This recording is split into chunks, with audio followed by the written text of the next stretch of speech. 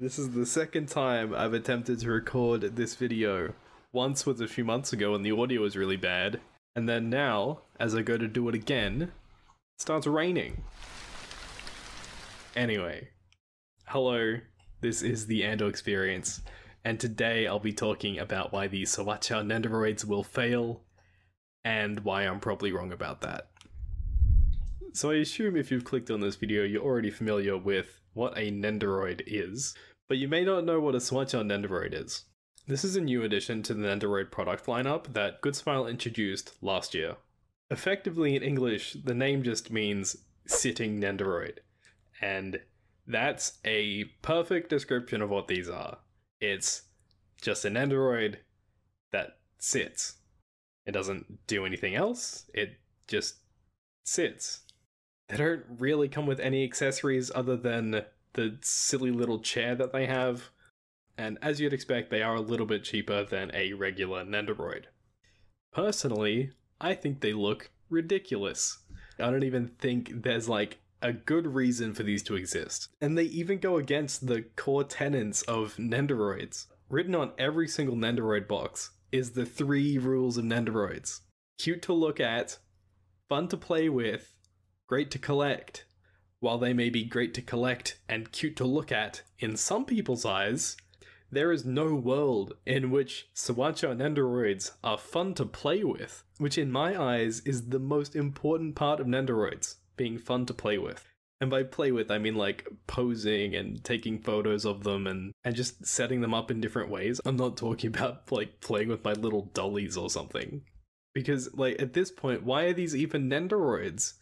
If it just sits there in a fixed position, it's barely a Nendoroid.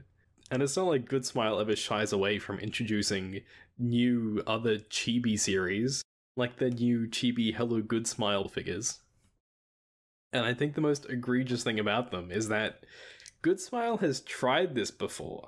I'm not sure how many people out there remember or even know about Nendoroid Code, or Code, I'm not sure how it's pronounced, which was another subcategory of Nendoroids that existed from 2015 to 2017.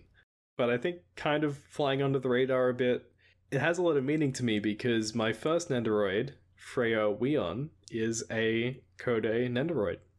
First of all, their poses are completely fixed. You can't do anything really other than swivel the head. I'm not counting that as fun to play with.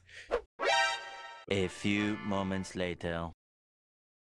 Oh my god, no way. My holy grail Nendoroid just came in stock on Mandarake. We got him, everyone. That's why I use Mandarake alerts. I gotta make a video about that. Right, so back to Nendoroid Code. They're both cheaper alternatives to like a regular Nendoroid, and it really feels like they're filling the same sort of product space in Goodsmile's lineup. And while the sitting Nendoroids aren't exactly fixed pose because you can move their arms up and down, I feel like that's even more insulting.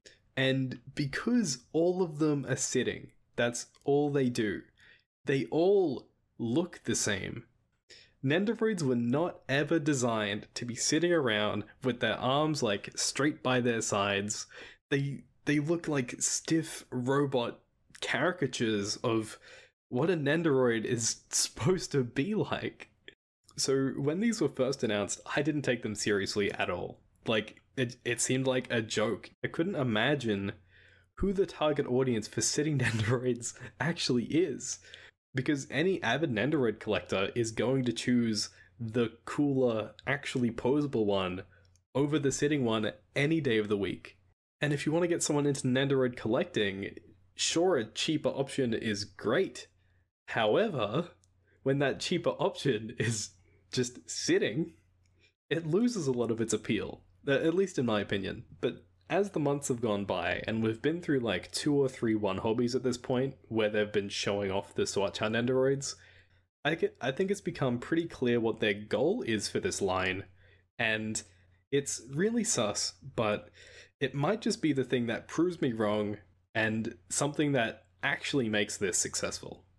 And that is that everything in this series is from a popular IP, and they're also re-releases of existing Nendoroids just completely stripped down to their top half and the sitting legs and nothing else. They've got Demon Slayer, Hero Academia, Haikyuu, Vocaloid, there's like already 2 Mikus or something ridiculous, as well as Toho, ReZero, and Konosuba. That already is a huge lineup with a huge built-in fanbase.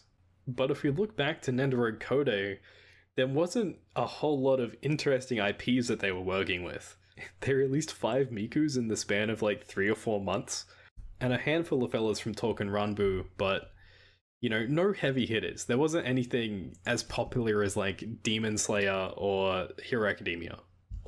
And I think the special sauce for the sitting Nendoroids is in that IP. They already know how incredibly popular all of these characters are, and how much they would sell if they just did a regular re-release, and now they can re-release them with like half the effort put in.